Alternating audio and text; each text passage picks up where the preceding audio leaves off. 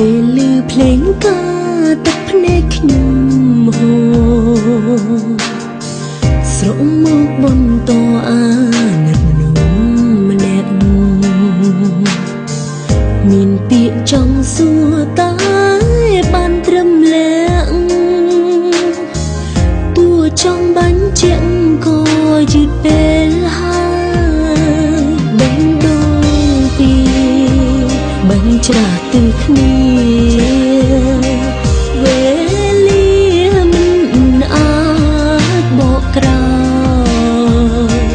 បងប្អូនធម៌ធ្លាប់ឆ្លងឆ្លើយមិនដឹងឡើយមានម្នាក់ខូចចិត្តអាណិតបងធម៌ខំស្រឡាញ់ខ្ញុំតែគាត់មិនព្រមប្រាប់នៃការពិត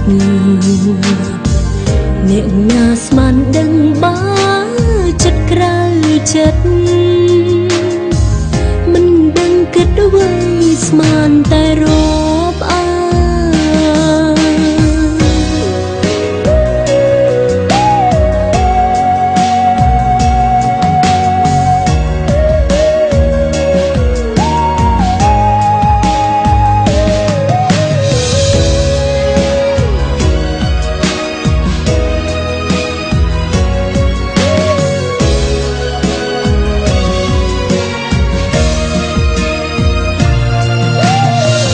ពេលឮភ្លេងក៏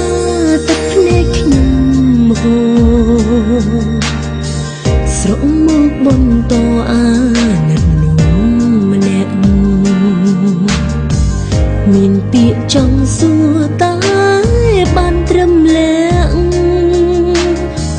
តួចង់បាញ់ជាក់ក៏យឺតពេលហើយបែងដូងពីបាញ់ច្រាស់ទិលគ្នាវេលាមិនអាចបកក្រោយបងប្អូនធម៌ធ្លាប់ឆ្លងឆ្លើយមិនដឹងឡើយមានម្នាក់ខូចចិត្តអាណិតបងធម៌ខំស្រឡាញ់ខ្ញុំតែគាត់មិនព្រមប្រាប់នៃការពិតអ្នកណាស្មានដឹងបើចិត្តក្រៅចិត្តមិនដឹងគិតអ្វីស្មានតែរាប់អាន